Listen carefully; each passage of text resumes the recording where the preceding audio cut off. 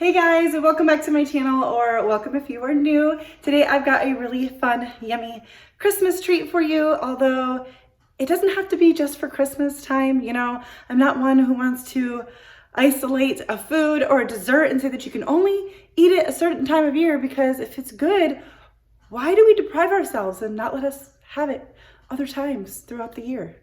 Okay, enough dramatics. Today's video is part of the Christmas challenge, which is hosted by Tiffany from Small Town 6. So make sure you check out Tiffany's channel. She does lots of like hauls, grocery hauls, that's what I meant. She does a lot of grocery hauls and like what's for dinners, and also some day in the life. And she's been doing some different stuff here with Christmas. She recently did a hot cocoa bar video and just all sorts of fun stuff. So make sure you check her out. I will have her channel linked below, along with the playlist where you can check out other Christmassy type of desserts. And I think the idea, I'm gonna look down and read this to make sure I don't mess it up.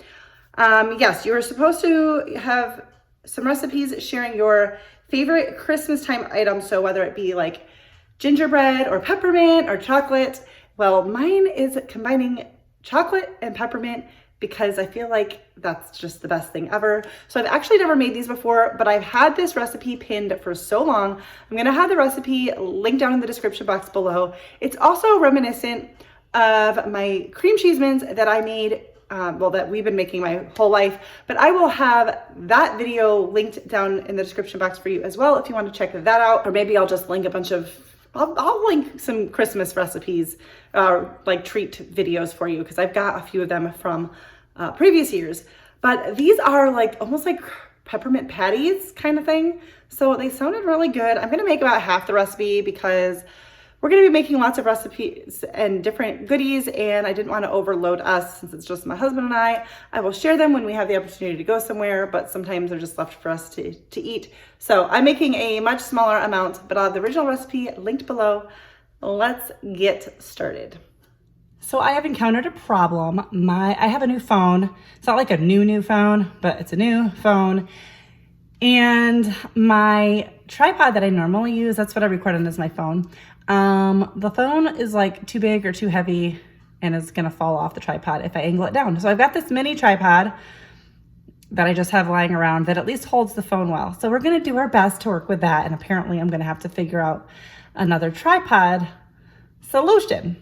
But hopefully, because it's a better phone, it's better camera quality and audio quality. Okay, let's get started. So the recipe calls for 4 ounces of cream cheese that has been softened. I am just going to do 2, and I know that even 4 sounds like it's not gonna be enough, but these are, like I said, are similar kind of to the cream cheese mints that we always make, and it goes a long way. So just trust me on this. Okay, and then you want a pound of, well, the original recipe would be a pound of confectioner's sugar or powdered sugar. So I'm gonna do about half a pound. So I think I need about 2 cups, but you're gonna mix this with the cream cheese gradually until you get the right consistency. So we're just gonna go for it. I'll try to show it to you throughout since I've got tripod issues. I was not anticipating that. I'm gonna try to keep track of how much I'm putting in, but I think this is more of a feel recipe. I don't even know what size measuring cup I got. That's 1/3. All right, we're gonna say it's about 2/3. This is making a mess, which I'm not a fan of because I just cleaned my entire kitchen, including mopping. All right, so I do know on doing stuff like this before that it takes a little while for it to like feel like it's turning into something. But the powdered sugar right now is just going everywhere. So I'm gonna try to work it in with a spatula. And you wanna go, it's gonna be sticky, and then you're gonna add a little bit more powdered sugar and kind of just keep incorporating it. But I think because I did such a small amount, it's kind of having a hard time with the mixer. Anyways, we're just gonna make it work. This recipe is also, I think, only like 4 ingredients. So that's pretty cool, and stuff that, at least for me, that I always have on hand. So can you guys see that? So it's kind of almost forming like a ball of dough. And now it's really, really sticky. Most of the powdered sugar is combined in.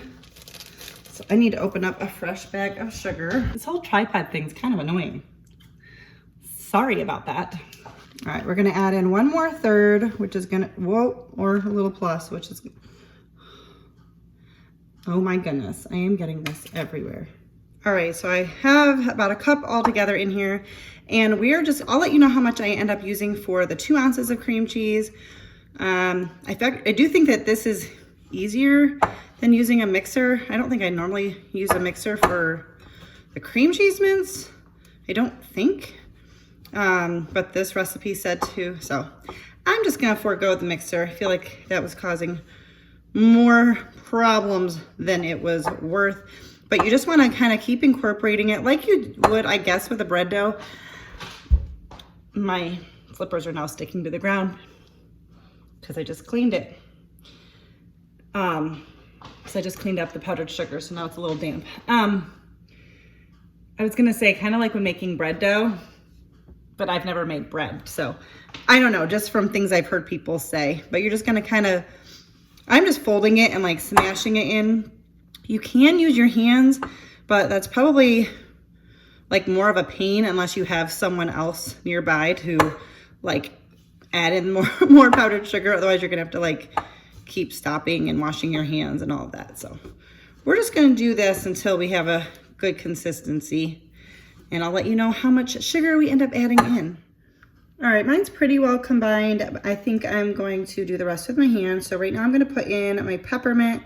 The recipe calls for, oh come on, a 1/4 teaspoon of peppermint extract, which I do not have on hand, but I just use peppermint essential oil because I have one that is like safe to consume. So I ended up putting in a total of 1 2/3, and I think it's gonna be enough. So I've got clean hands. I'm gonna try to finish mixing it. You want it to be not too sticky, but not crumbly. And if you add too much powdered sugar in, it's going to be crumbly. So I'm going to try to mix in that peppermint. And now it is, if you can see it, it's pretty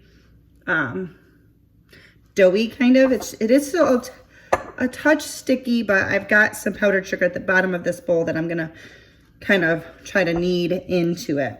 This stuff smells so good. All right, I think this is pretty good. So what we're gonna do, oh man, I don't have the right tab open on my computer and my hands are a mess. All right, I was able to use my wrist to navigate my computer.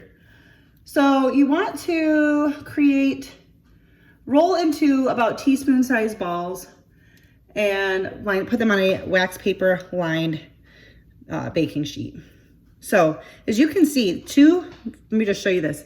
This was 2 ounces of the cream cheese, and that's a good handful size. So you would have double that if you followed the recipe, and you're gonna see how many of these we actually end up making, and they're pretty rich, so you know, probably be good. Do I flatten these? Okay, not yet. We're just gonna put the balls on here. All right, so here's what I wound up with, and now I'm going to take a 1/4 teaspoon, and we are gonna create a little bowl in each of these by just kind of smushing down. That worked pretty good. Sorry, that wasn't in camera. Let's try again. See, it's cracking a little bit, which is perhaps too much powdered sugar, but I only did, hang on a second. I only did about 1 2/3. But they are already starting to dry from the air. So I just don't want it cracked because we're going to fill these, and I don't want that making a mess. So let me try to get these done real quick before they kind of like air dry kind of. These we're gonna put in the fridge to firm up. Sorry, I think I keep going out of camera shot because I'm focusing on what I'm doing.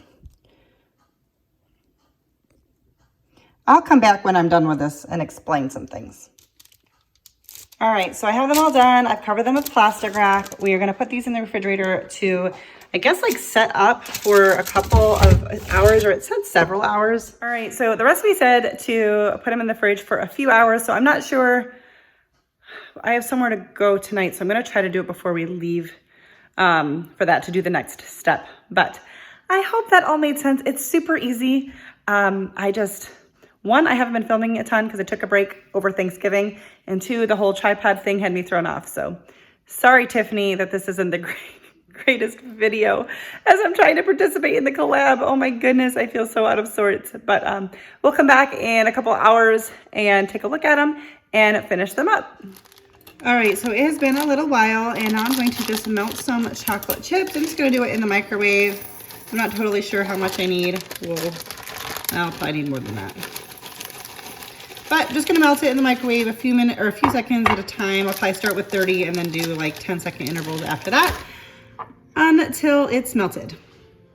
All right, so it's pretty melted, and I am just going to put it into a Ziploc baggie. I tried to put it all into like a corner. I don't know. I got a pretty big bag, so I don't know how much it matters if I close it up. Anyways, we have got these. Can you see them? We're gonna just, you can also of course use like a piping bag. I guess I don't want to Ziploc that because I need to squeeze the air out. Hope y'all weren't looking for a professional tutorial. All right, we're just gonna snip the end off. Don't do too much. We're just gonna drop it on this paper towel here. You don't want too much because the hole, you don't want the hole to be too big. Let's see how that is. You're just going to, oh, that's perfect. You're just going to fill up each of these little wells. I'll probably melt a little more chocolate. I don't think this is gonna quite cover it, but I didn't want to have too much and then not know what to do with the melted chocolate. So I can always melt some more. I don't know, maybe this will cover them all. And then once this is all done, you're going to let it cool. You want the chocolate to harden, although I don't know, I might have to eat one before that happens. And then you can store them in an airtight container in the refrigerator. Also, if you wanted to make these like more Christmassy, I just realized I should probably turn this light on over the counter. You could put on, if you had like some red or green, like little sugar crystals, you could sprinkle that on while the chocolate's wet. Another option is you can dye the cream cheese mixture with food coloring, because we used to do that for the cream cheese mints. So while after it's mixed, knead in some food coloring, and you could definitely make these more festive if you wanted. Oh man, I got this almost perfect with my chocolate amount. Well, I've also got chocolate on my hand, but I'm going to ignore that. Actually, no, I'm not. I'm going to eat that. I'm going to just fill in some holes since I've got a little bit left. And that is all there is to this. This is actually very simple. It just takes a little bit of time to let everything like cool in between steps. And I should probably stop because now I'm making a mess of them. Should, you know, quit while I'm ahead. All right, here they are, all done, and they are so good. So it's actually the next day. I didn't get around to finishing this video last night, but they came out really good. I love them. My husband had one and said that he really liked them as well. So I didn't, you know, display them on a pretty plate, but this is realistically how I'm going to keep them in my refrigerator. But these are perfect for like all of those fun little Christmas goodies when you have a whole tray and you just want to sprinkle different things throughout. I'm definitely going to be adding this to my list of goodies to make. And I will have some other no-bake Christmas recipes. I think they're all no-bake. But nonetheless, they'll be linked down below for you to check out if you want some more ideas. And thank you again, Tiffany, for hosting this challenge or collab, however you want to say that. And don't forget to check out her channel along with a playlist for some more Christmas goodies, inspiration. That'll be all linked down below for you. Thanks for watching, guys. See you next time.